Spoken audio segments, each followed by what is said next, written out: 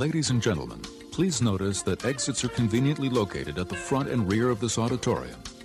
When leaving the theater, we suggest that the exit at the front of the auditorium will allow you easier access to the parking areas. Thank you.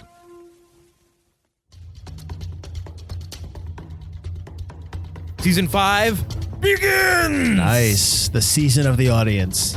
This is going to be a good one. Because this is not a forgotten gem. Today we are doing Mike Field's favorite movie. No, that's incorrect. How do you let some guy talk to you like that? You never once did I smile. Never once did I laugh. While I watched this movie with my mouth agape, I could actually feel my soul leave my body. Hello, I'm Mike Butler. And I'm Mike Field. And you're listening to the Forgotten Cinema Podcast. As you may know already, each episode we highlight a film that, for a variety of reasons, was forgotten by audiences. Whether it be because a more popular movie was released at the same time, or the movie simply didn't catch on with an audience in its initial run. But this season, we're not picking the movies. You, the audience, have selected our films. We're going to discuss what we love, like, or maybe not like about your movie. But we thank you for sharing your passion for the film. And as always, we recommend that everyone revisits the movie we're talking about this week. You never know. You could discover your own forgotten gem. If you enjoy our podcast, please feel free to let everyone know by rating, reviewing, subscribing on Apple Podcasts, Spotify, or wherever you're listening to this podcast. Nice job. Thanks, man. So we are doing the 1985 blockbuster sensation on video and DVD release. We're doing the movie Clue, and Clue was suggested to us by two people. One, my mother, Anne Marie Field. Yay. And two, Alex Biggs Smalls we got him through, he's an Instagram friend. And he is at NSF_network. So hopefully right now you're going to find out why they both selected this movie before we get into the, fun stuff of us talking about it. So take it away, guys. Hi, I had seen Forgotten Cinema was taking suggestions for movies, and I thought of Clue immediately. The classic lines in that movie are quick, and the actors who give them are amazing. There's so many great actors in that movie, and it's so underrated. You have Madeline Kahn, you have Tim Curry, Eileen Brennan, Martin Mull. I mean, I can go on, but again, the classic lines, the physical gags where you have to watch the movies to watch the physical gags that come up, whether it's crossing their legs all at one time, simple items. The one-liners, like I mentioned before, the big things, the 1 + 2 + 1 + 1, the talent was just so underrated for this movie. And I really think that people should watch this. And then the ending, even though you have your standard ending, then all of a sudden you've got 2 extra endings, which could have happened. It leads to the enjoyment of the movie. I also wanted to mention that I went online looking to see if there were any gag reels for this movie, and there weren't. None at all. They were actors talking about making the movie with like Madeline Kahn, but no gag reels at all. Hi, I'm Biggs from the Box Office Battle podcast. One of the reasons why I like Clue is because I think it's got a really stellar cast. You got Madeline Kahn kind of at the end of her prime. She was just throwing fire in Mel Brooks movies and some stuff in the 80s. She was just really good. You had Christopher Lloyd, who seemed like he was in every other blockbuster in the 80s and 90s. You had Tim Curry was in top form playing the Butler. And even Martin Mull, who normally wouldn't be a very big character in a movie, he nails it. It's a perfect comedy for its time. It's got the 3 endings, which is a pretty interesting little history there. I know they played them in different movie theaters and they collected them all on video cassette. And that's actually the other big reason why I have a soft spot for Clue was when I was a kid, we had a VCR and you had to rent everything because the tapes were $100 to $130 a tape. And that's 80s money. And then Clue was one of a couple of movies that they put out testing the market to see if there was actually a home video market, if people would go out and buy these tapes if they dropped the price. And so I think my mom bought it for like $19.99. And that first year we had Clue, we probably watched it like 100 times because it was right there at our fingertips. So I definitely have warm, fuzzy memories of Clue. Some good points. I enjoyed that. Some good points. I got that. Right, right. Yep. I agree with some of them, maybe disagree with others. Absolutely. So for those who don't know what Clue is, this is a tough one because it's not really, you can make the argument that it's not forgotten. Yeah, I know we discussed putting it on the list and then didn't put it on the list earlier. But we can always. I've always told people we can make anything forgotten. We just have to put a spin on it. There are ways that this is forgotten, I think. Yeah, so we'll get to that. But I'm gonna read a quick synopsis. But honestly, it's easy to explain. It's the game. It's actually the first movie to be based on a board game. I know that Battleship was 2012, but I can't think of another board game that was. I know Monopoly's been in the works for years and years and years for Ridley Scott. Right. But there really hasn't been another game. I mean, there have been chess-based movies. Yeah, but that's not, I guess.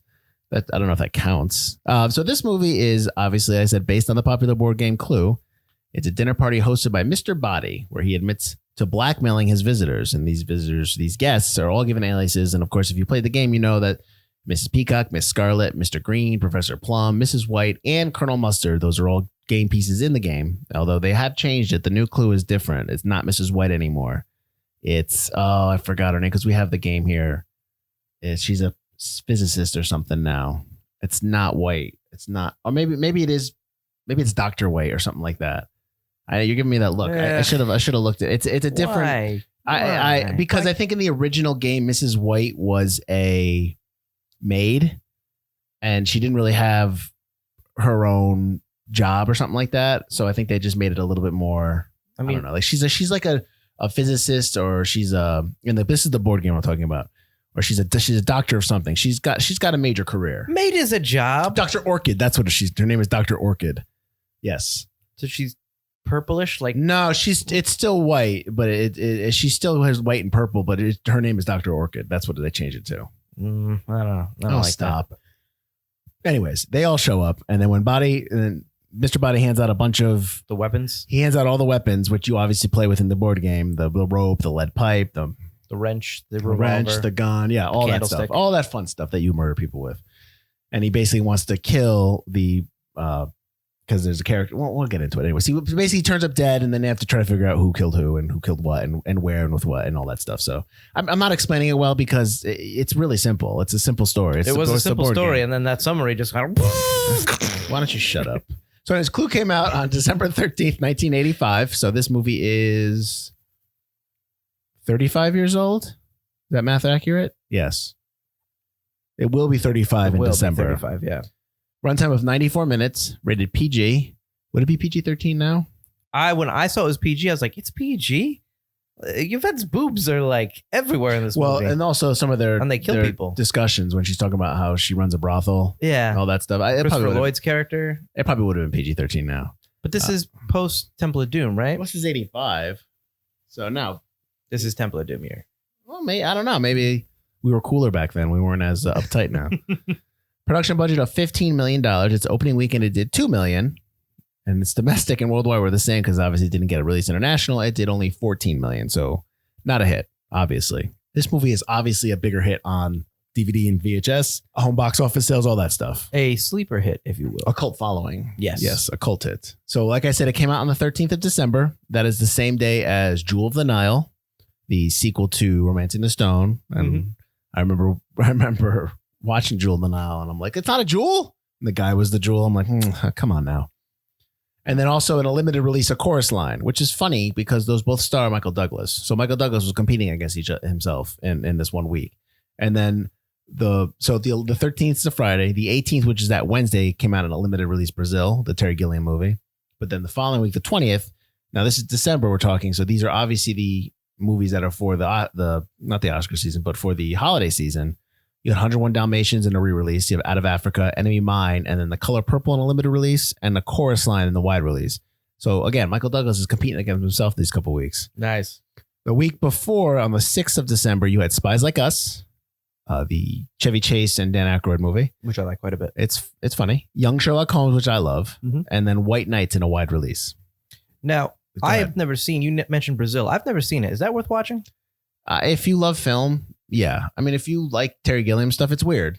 I do like Terry Gilliam. It's definitely weird, and you liked he did 12 Monkeys, right?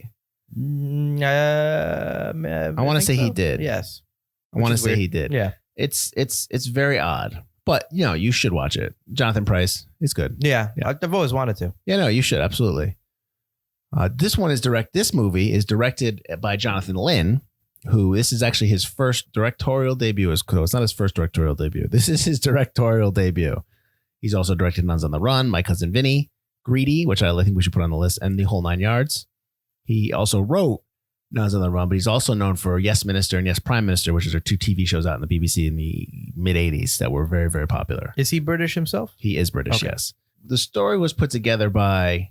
Now, there's different people that came on this to write the screenplay, but the story is attributed to John Landis and Jonathan Lynn. Now, Landis has written Blues Brothers and Twilight Zone, the movie. But before Lynn came on as a director and as a writer, they had offered this. The script was worked on by Tom Stoppard, Stephen Sondheim, and Anthony Perkins. All worked on the script, and then Lynn came in to finish it up. As to who put what when, I don't know. I know that Landis's idea was to have the 3 alternate endings. So, Which I love. yes, you did. But if you saw it in the theaters, they didn't release them. Different theaters got different endings, right? Got different endings, which would have annoyed me. So I think watching it, I came into this movie. I was 10 years old, obviously. So I didn't watch this till probably 86. So I was 11, 12 when I watched this movie. So I saw the whole thing when it had all 3 endings. So I didn't really ever experience it where I saw one ending. Right. Obviously, I wasn't born when this movie came out. So yes, same with me. You're young. Yeah. Music by John Morris. Mr. Morris had been nominated for music in Blazing Saddles and Elephant Man. He's also done the producers. He does a lot of he did basically most of Mel Brooks's movies, Young Frankenstein, High Anxiety, History of the World Part 1, but he also did Dirty Dancing. I saw that. That's weird. Cinematography by Victor J. Kemper. He's also worked on Dog Day Afternoon, Vacation, The Candidate, which I think we should put on the list. That's with Robert Redford. Slapshot, and Mr. Mom, which we both love. Mr. Mom's great. What'd you use? 38? 39? What'd you use? 38? 38, 39, whatever it took. Produced by Deborah Hill from Halloween, Adventures in Babysitting. And basically, she's produced most of the Carpenter flicks. And then edited by 2 people, David Bretherton, and he has won an Oscar for Cabaret. He's also edited Malice, which, have you ever seen that? That we should do that. Peyton Pace and The Best Little Whorehouse in Texas. And Richard Haynes is the other editor, and he's worked on Malice as well. The Pickup Artist and Lionheart. Oh, Lionheart. The Van Damme movie. So I want to run through the cast for those who don't know. Feel free to jump in anytime, Mike. Eileen Brennan. Listen, you get the facts, man. Eileen Brennan is Mrs. Peacock. She won the Oscar for Private Benjamin, a supporting actress nod. She's also in The Sting, Murder by Death, and Scarecrow. Tim Curry as Wadsworth, who's fantastic in this movie. He's also fantastic in the Rocky Horror Picture Show, Congo, The Hunt for Red October, and the original Annie.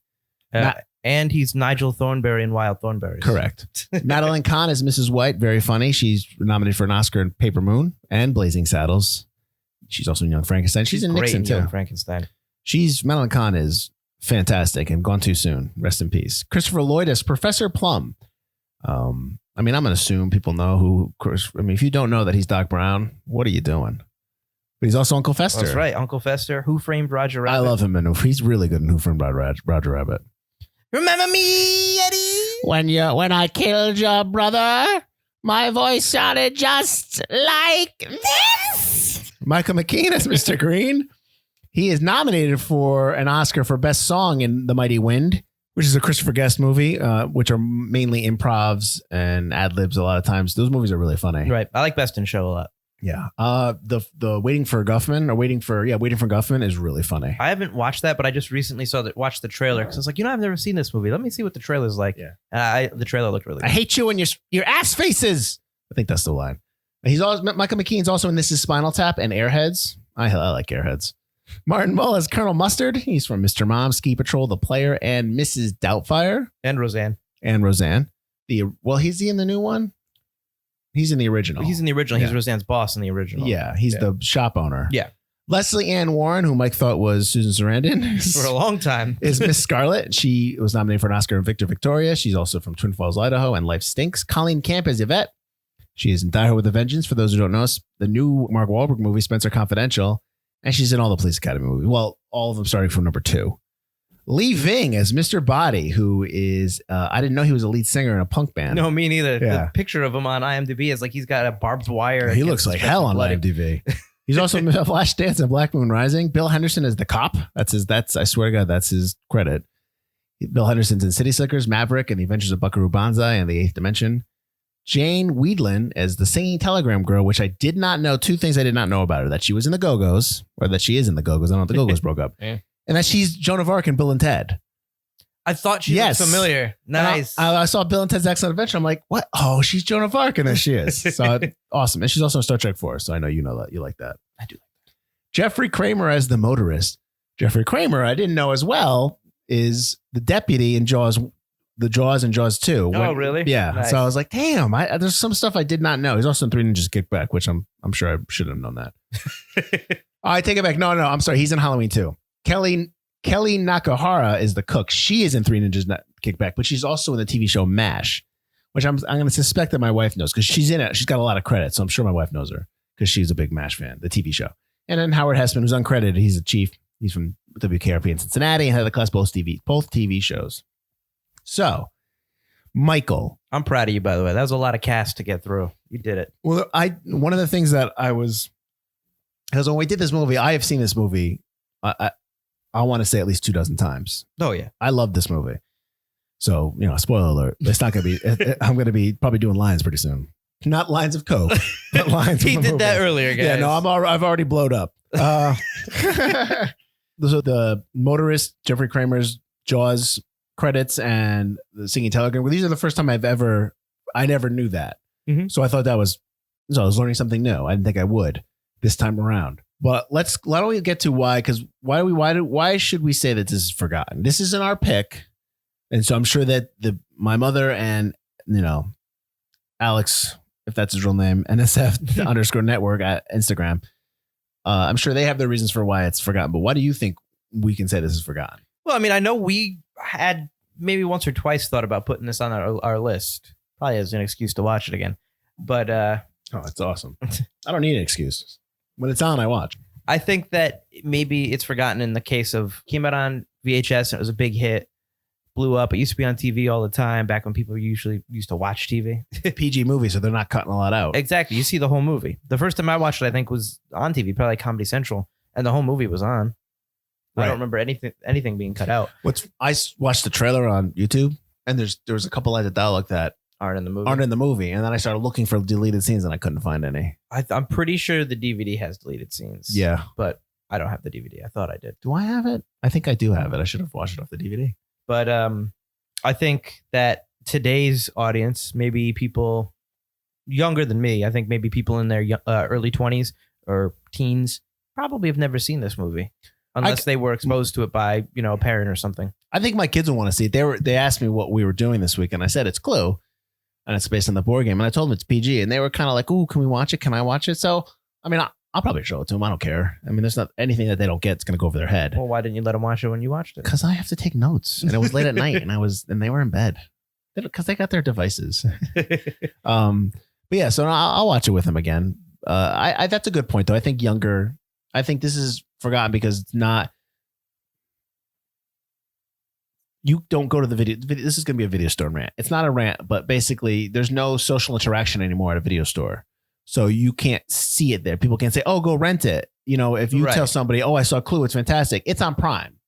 It is on Prime. It is on Prime, but not everyone has Prime. You know what I mean? So even if you tell them, "Oh, it's streaming," they're like, "Well, okay. Well, I don't have any streaming services." Well, then how are you going to share it with them? Yeah. So I don't know if. Do you think it's easier for? I know they want to say it's easier because all the content's at hand for anyone to catch, but it really isn't easy for all content for people to kind of like, "Hey, I like this movie. You should watch it too." Well, we've already discussed this a little bit in previous episodes. It's great that all this content is out there, but then you have all this content out there and you can't sift through it. You can't get through it. You only get Netflix's recommendations. You don't get Steve at the video store's recommendation, no end cap kind of thing. Right. You get Netflix's stuff, and which are all going to be pushing the newest stuff or this trending movie or topic, right? Depending on the times. There's no, unless you're part of a Reddit or some kind of forum thread where people are actively looking for new movies. Yes, you're not somebody that just goes, "Oh, let's just pick up whatever." Like we're talking general audiences, not Right. General audiences aren't doing that. Right. They're not not movie going on Reddit aficionados. going, what am I watching Right. this week? Right. And I think some of these movies catch, and especially when you're a kid, you're not really like that. You're just whatever your parents show you or wherever you find out from your friends. Right. And it used to be, at least for me, it's like whatever you see flipping through the channels, what's on HBO, Cinemax, Stars. But now all that, I mean, yes, people still watch those, but they watch it on the apps. So it's still whatever Stars and Cinemax have. And they have Stars. I was looking through what they have. Stars has some great movies, great older films, and even some TV shows on their streaming service. But no one's going and looking through their massive library of stuff. They're just going on whatever's on the main page. There are a lot of people that cord cut, but generally, no, not a lot of people do that. And if you want, I think you can get Stars for like $6.99 a month to do that. I think Something like that. Yeah. But like you need to be somebody that is up on that and somebody that's what you do. Like that's you go and seek out. Oh, I want to watch this movie. Let me go find it. Oh, let me go find a hidden gem. Oh, I like this actor. I like this director. Right. So, but you're not gonna like stumble up. Like they don't do the new classics anymore on TNT, where you flip on TNT and it's just movies all weekend. You know what I mean? You don't get that. Like they never update that anymore. Do you know what I mean? Well, and also you say that not too many people cable cut, but a lot of people my age and younger cable cut. I understand that, but they're not. Again, but they're not privy. It's a two-way street. It's you don't have like the cable and you're just flipping around finding movies. You can't flip around. Right. Yeah. If you cable cut, you're actively choosing whether it's HBO Max or Disney Plus or the Stars app or whatever. Or you're stealing have to from your pick and parents choose. like I did. Thanks, guys. Well, that'll end. They're going to get you there. All right. So, okay. So before we just devolves into us doing lines for the movie, I guess I wanted to go through some couple facts that I discovered. Bring them on. Did you notice that the cars that they're driving match their character's color piece on the board games? I did not notice Yes. that. So when in the beginning, when they're driving their cars, all their cars are the same color of their pieces that are on like in the board game, and they do play off their color palette. You know, Miss Scarlet's red, but she's wearing a green dress. They do that. Mm-hmm. They kind of, Colonel Mustard has a mustard suit or a mustard shirt tie or He's something got like a that. mustard tie and I think a mustard lapel. Yeah. So and Professor Plum has some purple throughout his. Yeah. So they do kind of do that. They kind of play off that. Like Mrs. White's the most recognizable because she's just all in black. But when she opens up her jacket and it's just white, yeah, and they have the music cue. That's the other thing. The music is extreme. Like you could hear the music anywhere and know it's from the Clue game. Oh, absolutely. The Clue movie. Yeah. So the music is very recognizable. I'm surprised you don't hear it a lot.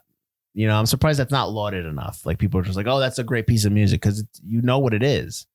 Yeah. Yeah. I think because it's so intensely Clue and you can't really fit it in a lot of movies nowadays. It's a zany kind of movie that I don't know if zany is the right word, but it's that kind of fast-paced, fun, kind of almost Mel Brooks-ish tempo. Mm-hmm. I don't think the comedy's Mel Brooks, but I think the tempo is that you don't see a lot in comedies anymore. So it's hard to, if you have a movie trailer where you don't want to advertise the movie, it's hard to put the Clue theme in there. True. The set itself, I'll get back to the script, but the set, the whole thing's a set. Mm-hmm. And obviously the parquet floor in the middle of the hall is supposed to be reminiscent of the Clue board game. Yep. And the hall in the movie, in the game, the hall is actually the front entrance, where that's where the hall is. Yes. But like they make the hall in the whole thing that connects all the rooms in the movie, which makes more sense. The whole thing's a set with the exception of the conservatory. The conservatory is actually from a building out when they were shooting. Oh, they actually went to, which is why you only see it once when they go in there and they pull the Colonel Mustard and Miss Scarlet pull the drape away. So yeah, so that's the only one that's not the set. But everything else is a set. And the other thing to go along with that is there's a definite timeless feel to this movie. This movie's 35 years old, or it's going to be, and it doesn't feel like that. No, not at all.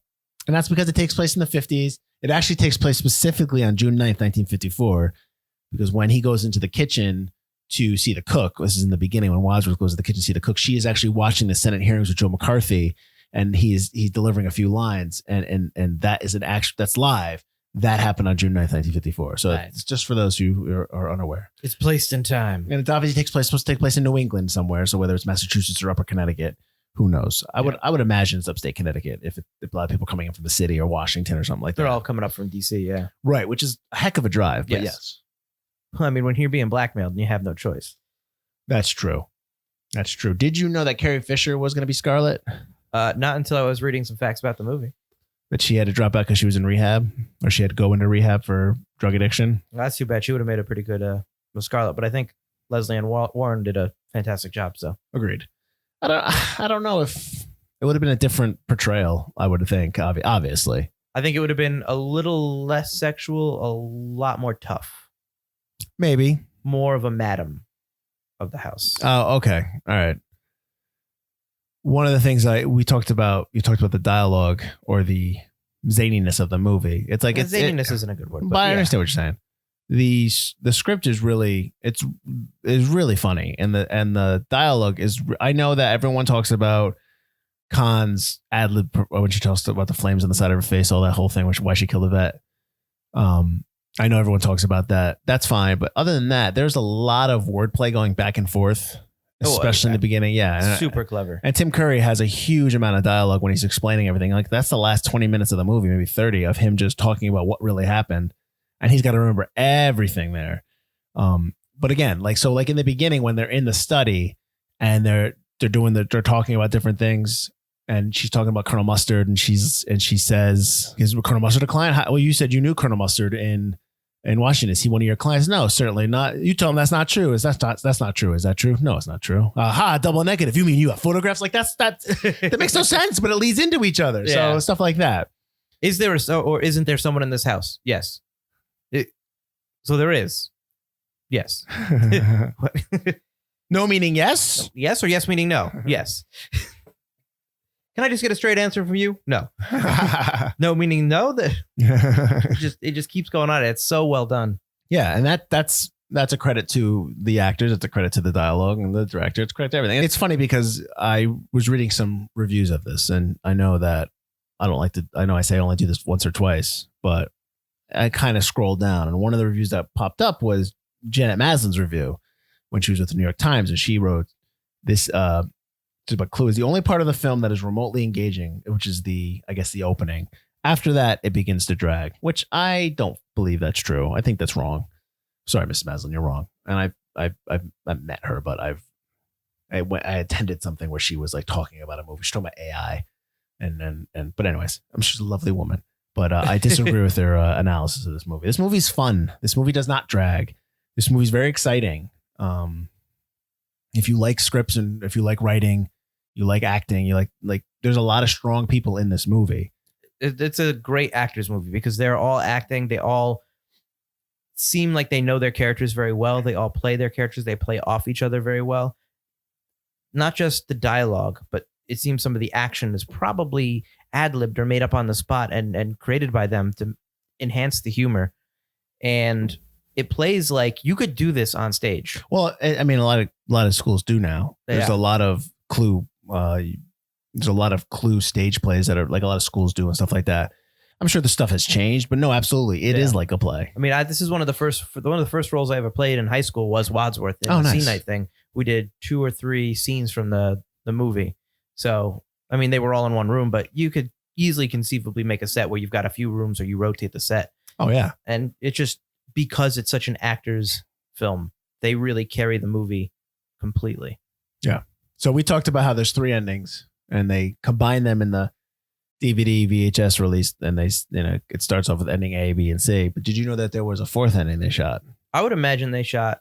I'd be surprised if they didn't shoot an ending with each character being the murderer. Well, they did. They originally had endings written out that each character was a killer. And then they had one where they all did it. But the movie would have been too long, so they cut it. Yeah. But they actually shot a 4th ending that had Wadsworth had killed everybody.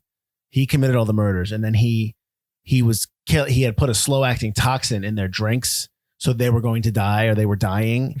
And as he leaves, the dogs that he chained up actually kill him at the end, but it was too dark. So that's a really dark. But they actually shot that ending. And then of course I'm on YouTube trying to find it, but it's gone. I think they just destroyed it. But yeah, so there was a 4th ending that was shot. So now I'm interested. I want to see it. If anyone has it out there, send it to us. Yes. There's actually a Clue documentary. It's a fan-made doc.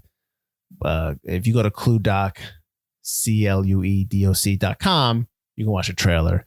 They have interviews with Leslie Ann Warren and Colleen Camp, and I believe they talked to Michael McKean and Jonathan Lynn. So they do have interviews with the people that are a part of the whole thing. And they, I think they talk about how like, they were, well, at least Leslie Ann Warren talks about she's extremely impressed with how Curry had to remember all that line of all those dialogue because he had to get everything the same way as you go along. But anyways, so if you're interested in that you can go hit that up. So now, what's your favorite line? My favorite line? Oh, man, there's so many good lines. Oh, there's a line you always say. That's great. And then there's a line I say, which I just like, but it's a stupid line. It's not even that funny. You always say, I'm going to go home and sleep with my wife. I love that line. I love that line. Because Mr. Green says he's a homosexual earlier on in the movie. And then at the end of the line, I'm not going to let Wadsworth here unmask me. I work for the State Department and I'm homosexual. And he's looking through the notes like that's not even part of it. I love that. The Tim Curry's reaction. And Professor Plum gets up when he sits down. But yeah, I love that line at the end. I told you I didn't do it.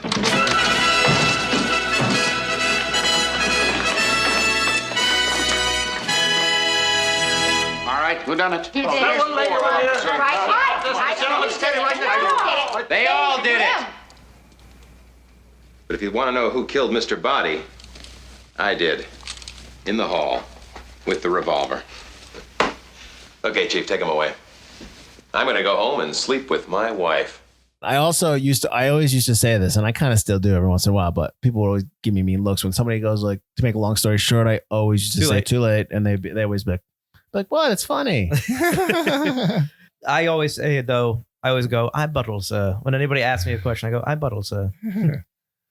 Butler's head of the kitchen and the dining room. Yep. I like to keep it tidy. Ours is not to reason why. Ours is but to do or die. To die. Quote, sir. Alfred Lord Tennyson. Oh, and he's like, I prefer Kipling myself. Yeah. The female of the species more deadly than the male. And he's looking at the ladies like, right, ladies. And you like Kipling, Miss Scarlett? Sure, I'll eat anything. This is bad. I already said it once, but I love Professor Plum. Is just he doesn't care how disgusting he is, and he's like, you know what therapists aren't allowed to do with their patients? Yeah, well, he did. And then later on, she's talking about the brothel. He's like, really? Oh, he's like, oh yeah. What's the number? And he's got the notepad out. Mrs. Peacock is just so good, and almost all her lines are just fantastic. Her consistent monologue or dialogue at the dining room table while no one else wants to talk. She's rambling on and on, rambling. Well, someone's got to break the ice, and it might as well be me. I mean, I'm used to being a hostess. It's part of my husband's work, and it's always difficult when a group of new friends meet together for the first time to get acquainted. So I'm perfectly prepared to start the ball rolling. I mean, I have absolutely no idea what we're doing here, or what I'm doing here, or what this place is about, but I am determined to enjoy myself, and I'm very intrigued, and oh my, this soup's delicious, isn't it? It's just so great. My buddy Ryan, when we did the scene night thing, he was actually Mrs. Peacock. Oh, nice. He dressed in all this old lady crap, and he was given the dialogue because her dialogue is the best part. Yeah. He's like, I don't care if I'm the lady. What? She's got the best part in the movie. Yeah. She's got in her head it's actual peacock feathers in her hat. This is also Brendan's first movie after she was in rehab for painkiller addiction. After she had an accident a long time ago, she just got addicted to painkillers. So this is her first movie after that. And I guess it was tough for her to run around, but she's also an older person in this movie. So yeah, I can understand that. And she's running around in heels. I couldn't do that. So yeah. I think they all have heels on. All the ladies. I believe so. A couple of them take them off at different parts. When Mrs. White comes down to make the thing. Yeah. What didn't you like? What didn't I like? Well, how about this? Did you like? I didn't like Mr. Body leaving. I always wondered if that was his voice, because it always sounds like the ADR his voice. They do. It doesn't match up. But I don't know if it's his voice or not. I think it is. I couldn't find it anywhere that they replaced his voice. Maybe he just wasn't very good on the day, so they had him dub his voice over. They couldn't get his dialogue? But his character is very odd. His character is very strange, and he doesn't really... No matter any of the three endings, I really feel like his character doesn't match up with what they're saying who they're saying he is. Well, the end of the movie, ending C, which is where they all do it except Green. Mm-hmm. He's not Mr. Body. He's the butler. Right. But so then that begs the question. So he played along? Yeah. He was cool with it all. And then he turned off the lights expecting someone to kill Wadsworth. Granted, we love this movie. But we're not going to sit here and tell you that there's some holes in the story or the plot, because you do have to. The fact that everybody's playing along, like the cook is there, and the cook was Mrs. Peacock's cook, but she never saw her. She never Right. No matter how you play it off on, they wanted to get revenge on these people, or they were the blackmailers, or they were just agents of Wadsworth or Mr. Body getting the information, or Miss Scarlet. Right. It still doesn't match up with what the action is in the film. Right. And Mr. Body's character is always the odd man out, even if he is the main villain of the story. Even in those times, it just doesn't make a whole lot of sense to me. And then the cop and the motorist are invited up there, but like the cop works at DC, so that's a long drive. And he's obviously off duty, but he sees the car. And so you get the idea that he's there to help with the motorist, and the motorist was invited up there. Right. But the motorist doesn't recognize Colonel Mustard. He does at the end. Yeah. But like, it's just stuff like that. Yeah. And the cop, if he's off duty and he's coming from DC, why is he in uniform? Yeah, exactly. So Mm-hmm. I mean, when you're watching it the first time, it doesn't really bother you too much, but on subsequent. Yeah, when you just kind of you could start nitpicking it and just not understanding. And the whole idea to split up to make sure there's no one else in the house. It's just a way to get them is what again. We like classic this comedy. movie. That's Scooby-Doo mystery. Stuff right there. Yeah, well, like I said, we like this movie. It's just, if we wanted to put a magnifying glass to it, we're gonna find the faults. When they're chopping up the sticks and Green is matched with Yvette, and then Plum comes over anyway and still tries to match his tiny stick up to Yvette's just to, so I read it's just you and me, sweetheart. I read that in that scene when he cuts him up, he actually puts him in his hand in order. So when they all pick, in order to make sure that they get the right one, they actually choose in order from left to right. You don't see it, but they don't. So it's not random. So they can do it all in one scene. They actually just pick from left to right. They act like they're picking random. But that's fantastic, because that's what you would do if it was a stage play, because you couldn't cut. Right. I just, stuff like that is stuff I love. They let a lot of stuff play out in a wide with all of them. Plus, when you have an ensemble, you need to. Especially an ensemble like that. Yes. Yeah. I mean, that's probably just a great environment. You're on that set. You're on the same set, same clothing. You don't have to you're not running around. You go eat at the commissary when you know what I mean. Like it's it's perfect. It's a nice little thing. Michael McKean and Tim Curry have a great physical comedy together. Mm-hmm. Every time Tim Curry beats him up and moves, especially at the end when he's trying to solve the case. Mrs. Peacock was a man. And when he shoves him into the bathroom. Yeah. And then he comes out and he flushes the toilet and he gets a towel and he gives it to Colonel Mustard. Or when he tells Miss Peacock, "I'll catch you," and she just falls on his arms in a circle. It's just fantastic kind of physical comedy in this movie. Oh yeah, absolutely. And that's a credit to who you have in this movie, because you've got strong people in this movie. And it's stuff like that, and they keep the story going so fast, so quick, that stuff like Mr. Body, stuff like why the cook are there, it doesn't really affect your. Yeah, no, of course not. You don't care, because it's not even so much the mystery as what are they going to say next, or what are they going to do next. Mm-hmm. It's more the actions that they're taking than the mystery itself, which is cool. Mm-hmm. I feel bad for the cook because she's obviously overweight, and they play off on that when Mr. Green catches her. A little help. But it's not like when they carry her into the study and they see bodies gone, they drop her on her head. I'm thinking, that's her. That's gotta be somebody, right? Oh yeah. That's not a doll. I love that they're so concerned with the first couple bodies. And I love later on in the film when they finally, after they hear Yvette scream and they come down in the billiard room and Yvette's got the rope around her neck, they just walk in dejected and just like, yeah, they get and then they walk in to the next room and then they see the cop dead and they're just like, they're so bored of death at that point because there have been so many murders. Yeah. I am a singing telegram. That's another thing I say all the time. When that first happened, when I remember first seeing this movie and that scene popped up, I must have laughed for the next 5 minutes. I couldn't stop laughing. I mean, it's just it's a hilarious thing.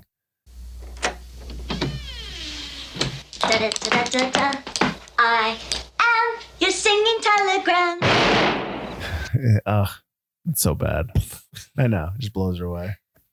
How many husbands have you had, Mrs. White? Mine or someone else's? She has her explanation to when Wadsworth goes through her two husbands and she's talking about, he's always a very stupidly optimistic man. I believe it came to a great shock to him that he died, but he was found dead at home with his head had been cut off. And so has, like all that stuff. And they all crossed their legs. Ooh. And it's like, but your second husband also died. Well, he disappeared. He's an illusionist. He never reappeared. He wasn't a very good illusionist. Like that that's funny because it's funny. It's funny dialogue. It's written well. And it's performed well. And Matt, like I said before, when we were introducing all the actors and role players in this movie, you know, Madeline Kahn is very, very funny. She was awesome. Husbands should be like Kleenex. Yeah. Soft, strong, and disposable. There's an actual book written of like a novelization of the movie. Mm-hmm. And they actually drop a line in there from Scarlett after she says that. And I can't remember what, something like she talks about like pop. She talks about like a Kleenex box or something like so she actually has a secondary line to that, which isn't that funny. But this movie had a novelization made of it. And there was a kid's book made in conjunction with this movie to just kind of promote it. Cause this was distributed, like, if I didn't say this already, this was produced by Goober Peters Company, Polygram Film Entertainment, and Deborah Hill Productions, but it's distributed by Paramount. And Paramount had really, they thought this movie was going to be big.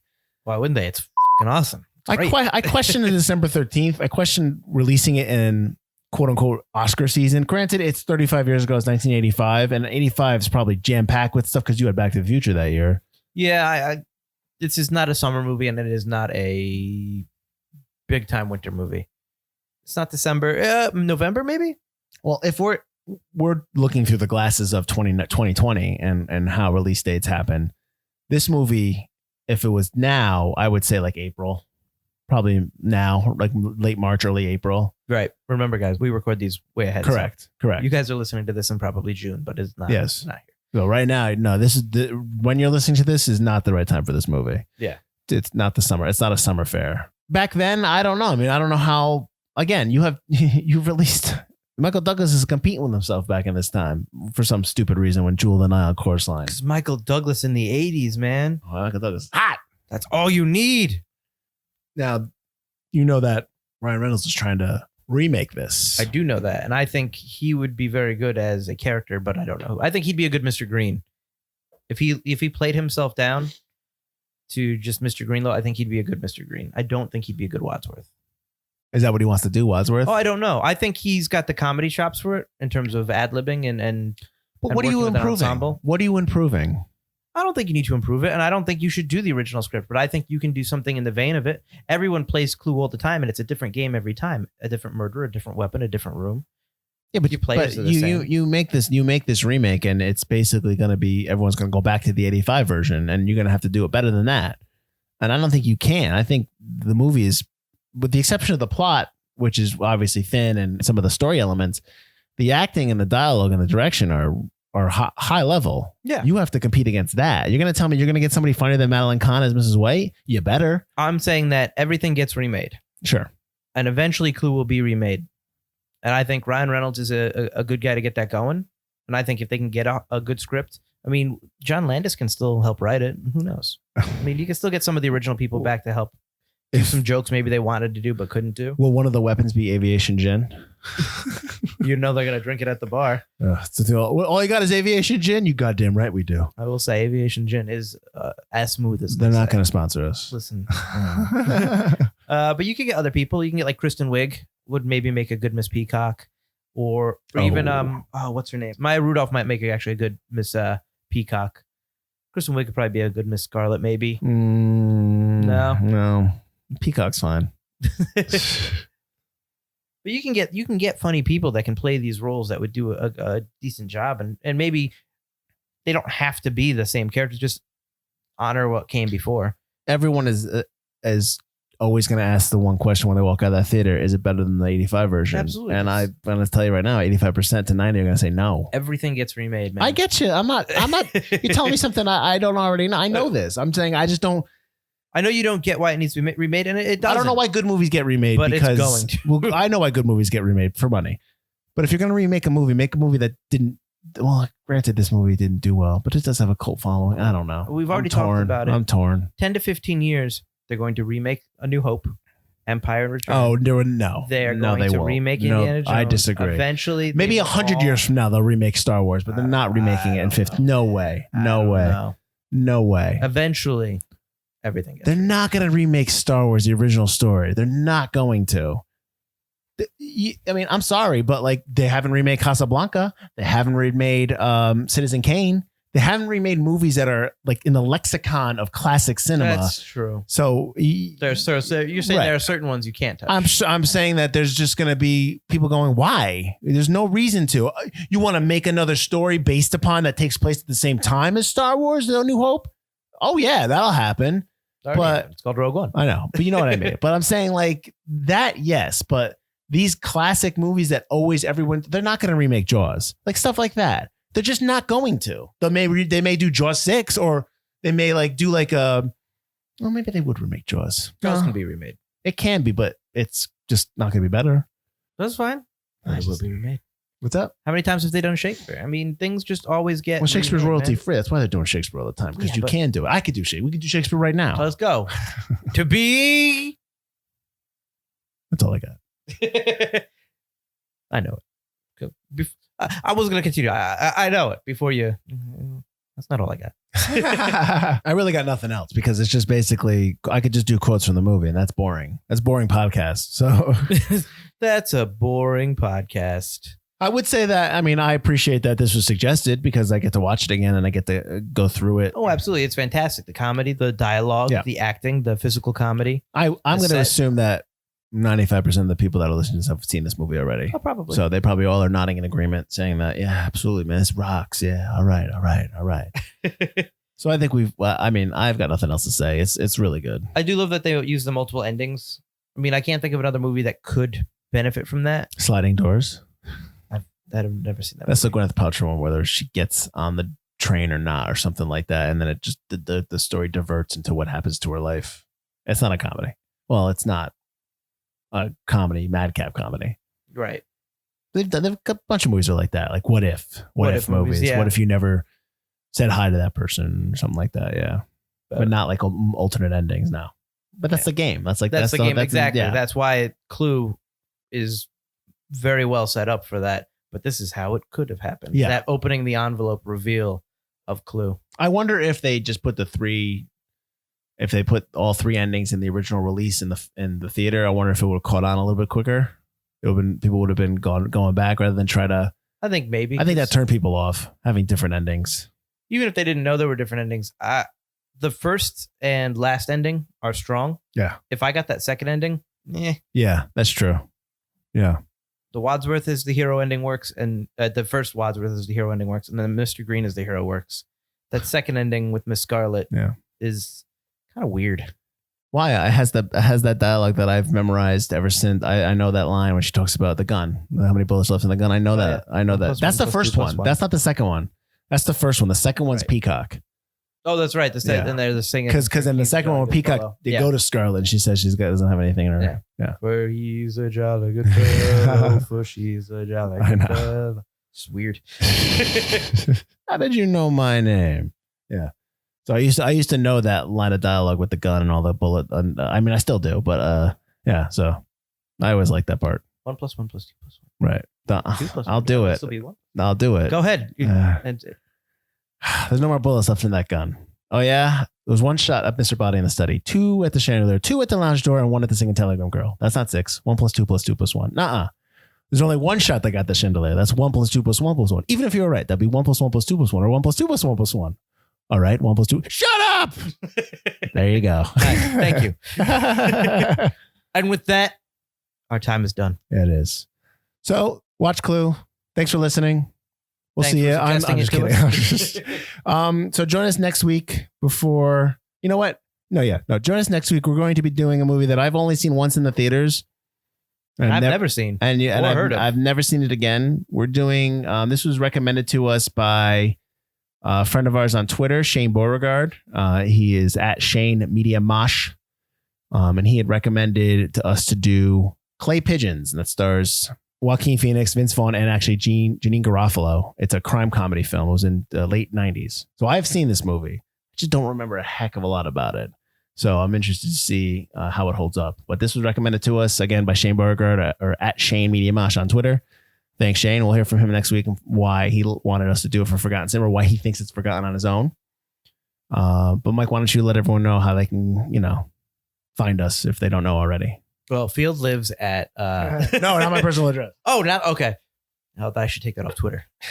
You can find us at ForgottenCinemaPodcast.com, where you can find all of our most recent and past shows. We're up season 5 right now, so you got a lot to catch up on if you're just joining us now. We're also available at Forgotten Cinema Pod at Instagram, Twitter. We're also on Facebook as well. We post on all 3. You can see our fun little commercials that we do every week that we post. Check those out. I think a lot of people like them. I hope they like them. We like doing them. Yeah, we do like doing them. We post every Wednesday. You can also find our podcast on Spotify, Apple Podcasts, Stitcher, Pandora, wherever you listen to podcasts, we're there. Please feel free to rate and review and subscribe. It really helps us out a lot. And special thanks to Field's mom, Mrs. Field, for suggesting Clue to us, as well as Biggs from Box Office Battle Podcast. Check them out wherever you can find their podcast. And yeah. That's it. We'll see you next week. I'm Mike Field. No, I'm Mike Butler. And this has been Forgotten Cinema.